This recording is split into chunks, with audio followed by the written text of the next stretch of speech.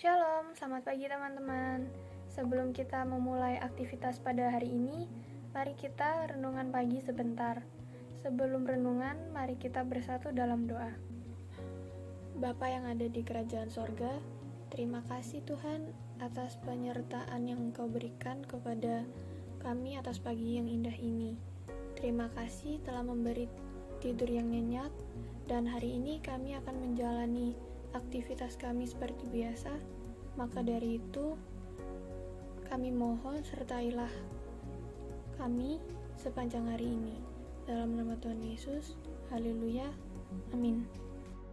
Baik teman-teman, kita akan membaca dua ayat Alkitab. Yang pertama dari kitab Raja-Raja pasal 11 ayat 29-32 dan pasal 12 ayat 19.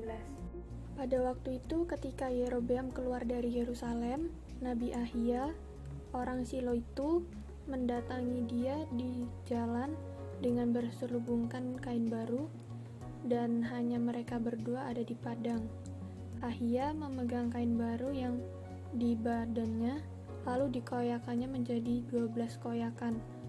Dan ia berkata kepada Yerobeam, "Ambillah bagimu 10 koyakan, sebab beginilah firman Tuhan, Allah Israel. Sesungguhnya aku akan mengoyakkan kerajaan itu dari tangan Salomo dan akan memberikan kepadamu 10 suku. Tetapi satu suku akan ku tetap padanya oleh karena hambaku Daud dan oleh karena Yerusalem, kota yang kupilih itu dari segala suku Israel." Demikianlah mulanya orang Israel memberontak terhadap keluarga Daud sampai hari ini. Untuk ayat kedua diambil dari kitab Markus pasal 7 ayat 31-37. Yesus menyembuhkan seorang tuli. Kemudian Yesus meninggalkan pula daerah Tirus dengan melalui Sidon pergi ke Danau Galilea, di tengah-tengah daerah Dekapolis. Di situ orang membawa kepadanya seorang yang tuli dan yang gagap dan memohon kepadanya supaya ia meletakkan tangannya di atas orang itu. Dan sesudah Yesus memisahkan dia dari orang banyak, sehingga mereka sendirian, ia memasukkan jarinya ke telinga orang itu, lalu ia meludah dan meraba lidah orang itu. Kemudian sambil menengadah ke langit, Yesus menarik nafas dan berkata kepadanya, "Efata," yang artinya terbukalah. Maka terbukalah telinga orang itu, dan seketika itu terlepas pulalah pengikat lidahnya. Lalu ia berkata-kata dengan baik. Yesus berpesan kepada orang-orang yang ada di situ supaya jangan menceritakannya kepada siapapun juga. Tetapi semakin dilarangnya mereka, makin luas mereka memberitakannya.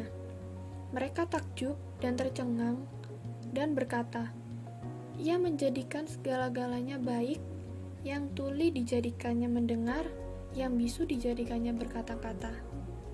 Baik teman-teman, perpisahan biasanya merupakan urusan yang menguras emosi. Mungkin kata-kata pedas digunakan dengan pihak-pihak yang terlibat marah dan terluka. Dan setelah itu selesai, tidak ada yang mau membicarakannya atau mendengarkannya lagi.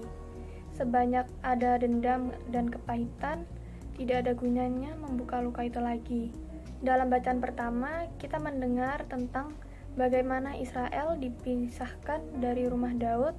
Nabi Ahia hanya merobek jubah barunya menjadi 12 helai dan memberikan 10 helai kepada Yerobeam. Dan itu adalah tanda perpisahan. Tidak banyak yang dikatakan, tetapi juga tidak banyak yang layak didengar. Orang-orang membawa ini pada diri mereka sendiri, dan tidak ada yang bisa mereka katakan untuk menyatukan kembali bangsa ini. Dalam kitab Markus tadi, kita mendengar tentang Yesus menyembuhkan orang tuli dan juga yang memiliki hambatan berbicara. Tetapi manusia juga merupakan lambang dari umat Allah, suatu bangsa yang tuli terhadap suara Tuhan dan yang mulutnya tidak memuliakan dan memuji Tuhan. Dalam menyembuhkan orang tuli dan gangguan bicaranya, Yesus menunjukkan bahwa Dia datang untuk membuka telinga orang-orang sehingga mereka dapat mendengarkan suara Tuhan dan tidak mengeraskan hati mereka. Yesus datang untuk membuka mulut mereka sehingga mereka dapat menyanyikan pujian bagi Tuhan dan bersyukur atas perbuatannya yang ajaib. Ketika kita berdosa, kita memisahkan diri kita dari Tuhan dan kita menutup telinga kita terhadap suara Tuhan dan tidak ada doa yang keluar dari mulut kita. Yesus datang untuk mengampuni dan menyelamatkan dan mengembalikan hati kita kepada Allah sehingga telinga kita dapat mendengar kembali apa yang Tuhan Allah kita katakan kepada kita dan dengan mulut kita akan menanggapi dengan pujian dan ucapan syukur. Baik teman-teman, sekian renungan pada pagi hari ini. Sebelum kita mengakhiri renungan pada pagi hari ini, mari kita bersatu di dalam doa. Tuhan, terima kasih atas penyertaan-Mu pada pagi ini. Kami telah selesai mendengarkan sebagian dari firman-Mu, dan kami akan memulai aktivitas kami. Kiranya Tuhan berkati kami, dan kiranya pelajaran yang kami dapat hari ini bisa berguna untuk kami di masa depan. Dalam nama Tuhan Yesus, kami berdoa. Haleluya. Amin.